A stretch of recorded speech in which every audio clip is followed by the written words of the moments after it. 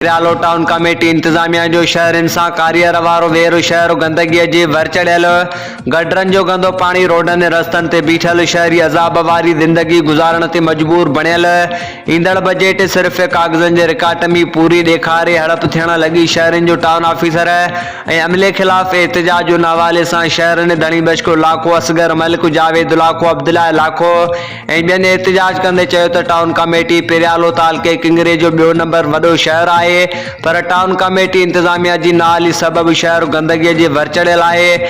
शहर के अक्सर इलाइक़नि अल फारूक कॉलोनी समेत ॿियनि पालनि में सफ़ाई सुथराई न थियण करे असां अज़ाब वारी ज़िंदगी गुज़ारण ते मजबूर बणियल आहियूं। हिननि इल्ज़ाम हणंदे चयो त पिरालो टाउन कमेटी जी बजट 35 लाख खां वधीक आहे, पर शहर ते टके जो भी कम नथो थिए। हिननि चयो त टाउन ऑफिसर शहर की बजट सिर्फ़ कागज़नि जे रिकार्ड में पूरी ॾेखारे हड़प करे छॾे थो। केतिरा ई भेरा शिकायतूं कयूं आहिनि, पर हू कंहिं को सियासी हाउस जो ख़ास माण्हू है, जंहिं करे हिन ख़िलाफ़ को भी कार्रवाई करण लाइ तैयार न आहे। हिननि मुतालबो कयो त नोटिस वठी कारपेट अमलदार ख़िलाफ़ कार्रवाई करे शहर की सफ़ाई सुथराई कराए परेशानी ख़त्म कई वञे।